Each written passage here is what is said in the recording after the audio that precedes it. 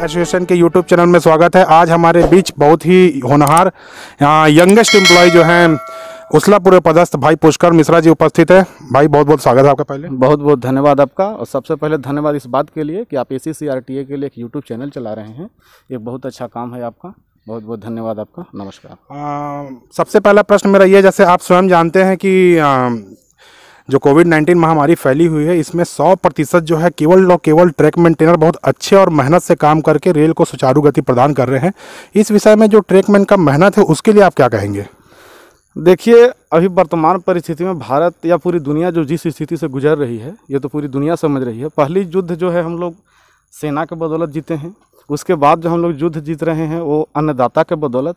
और वर्तमान स्थिति में अब ट्रैक मेंटेनर जो है भारत में हर तरह का खाद्यान्न हो, चाहे जिस स्थिति में पहुंचाना हो जहां तक, उसके लिए वो पटरियों को सुचारू रूप से चला रहा है और बनाते चला जा रहा है, ताकि हमारी जो रेल का पहिया है वो हर हाल में चलते रहे और रुके नहीं। एक बात और, मैं अब आज के दिन भारतीय रेलवे का बर्थडे भी है, 167वां, तो हर कर्मचारियों को 167वें जन्मदिन की, भारतीय रेलवे के जन्मदिन की बहुत बहुत बधाई भी देना चाहता हूँ। इसके लिए मैं आपको धन्यवाद कहता हूँ। एक चीज़ और है कि जो ट्रैक मेंटेनर बहुत पढ़े लिखे लड़के आ गए हैं, और देखा गया कि भारत ने 47 के बाद से जितना युद्ध काल झेला, रेल कभी बंद नहीं हुई, परंतु स्वतंत्रता के बाद अब भारतीय रेल के इतिहास में आज स्थापना दिवस भी है, लेकिन रेल भी लॉकडाउन चल रही है, पैसेंजर कोचिंग सब बंद है।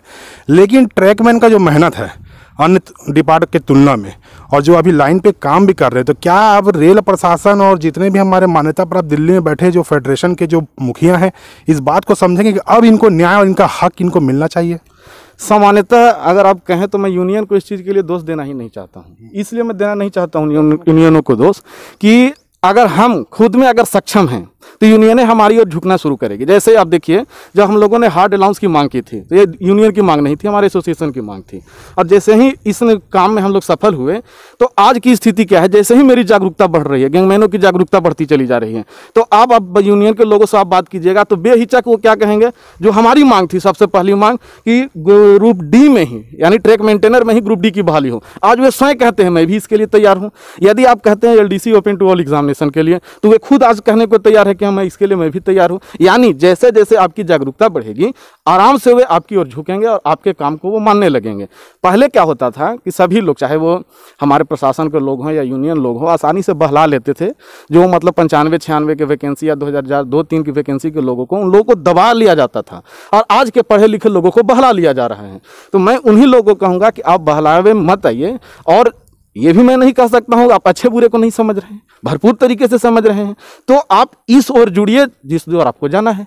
अगर आप उस तरफ से आप अपने स्टैंड पर आराम से खड़े होते हैं, तो लोग आपकी ओर बेहिचक आएंगे। आपके संगठन के साथ आप खड़े होइए, आप खड़े हो जाएंगे तो निश्चित है आपकी बात को मानेंगे लोग। आप इसके लिए कौन संगठन खड़ा है आपको पता है, हमारा ACCRTA है, बेहिचक। अच्छा, ये बताइए आपकी योग्यता क्या शिक्षा के क्षेत्र में? शिक्षा के क्षेत्र में मैं MSc जूलॉजी हूँ।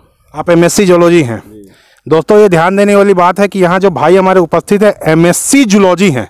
क्या आज तक आपको कभी कोई क्लर्क और TC या किसी विभागीय परीक्षा में बैठने का अभी तक मौका मिला रेलवे की तरफ से? क्या कहिएगा आपको, GDC को छोड़ करके अभी एक मैं आपको विडम्बना ही कहूँ कि यहाँ का जो एग्ज़ाम लिया गया था, उसके आंसर सेट के बारे में तो पूरी दुनिया जान रही है। नहीं, वो तो है, लेकिन क्या आपको कोई विभागीय परीक्षा बैठने मिला था? विभागीय परीक्षा की संभावना ही नहीं है, रोक दिया गया है इसको, तो फिर बैठने की बात ही कहाँ होती है। दोस्तों, अभी आप लोग के सामने बहुत ही अच्छा उदाहरण है कि एक MSc जूलॉजी युवा भी हमारे साथ में इस विभाग में है।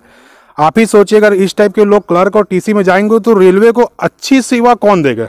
तो रेलवे को इस अवसर को भुनाना चाहिए, जितने भी पढ़े लिखे जो ट्रैक मेंटेनर्स काम कर रहे हैं। रेलवे को रियल में करना क्या चाहिए, ये नहीं है कि कौन लोग आ रहे हैं, नहीं, अगर आपके पास योग्य आ रहे हैं, तो चाहे वो कहीं से आए, इंजीनियरिंग से आए या कोई यानी डिपार्टमेंटल से आए, उससे कोई मतलब नहीं होना चाहिए उनको। जो उनके योग्य है आप उसका चयन करें।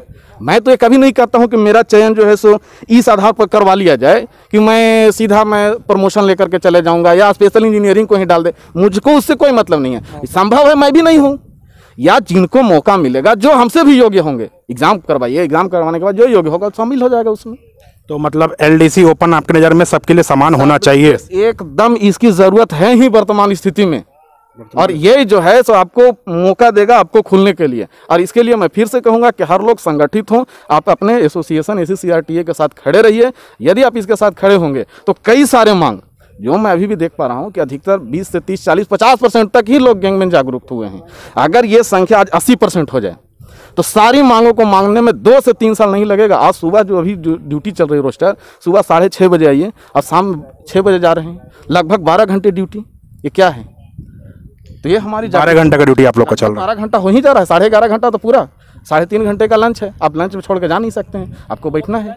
है। ठीक है, हमसे बात करने के लिए बहुत बहुत बहुत धन्यवाद। बहुत धन्यवाद आपका। मैं फिर से सभी लोगों को यही कहूँगा कि आप इस संगठन के साथ जुड़िए, इस यूट्यूब चैनल को जितना अधिक संभव हो शेयर कीजिए, लाइक कीजिए, सब्सक्राइब कीजिए। बहुत बहुत धन्यवाद शुभम भैया। ये थे दोस्तों पुष्कर मिश्रा, उसलापुर में पदस्थ हैं, बहुत ही होनहार ट्रैक मेंटेनर हैं ये, और MSc जूलॉजी हैं। अभी आप लोग को निर्णय करना है कि आप लोग का भविष्य कहाँ है। और मैं जितने भाई लोग अगर इस चैनल को देख रहे हैं, अगर किसी प्रकार का सुझाव है तो नीचे स्क्रीन पे दिए नंबर पे संपर्क करके आप अपना भी स्पीच या अपने भी सुझाव और सवाल दे सकते हैं। तब तक के लिए धन्यवाद।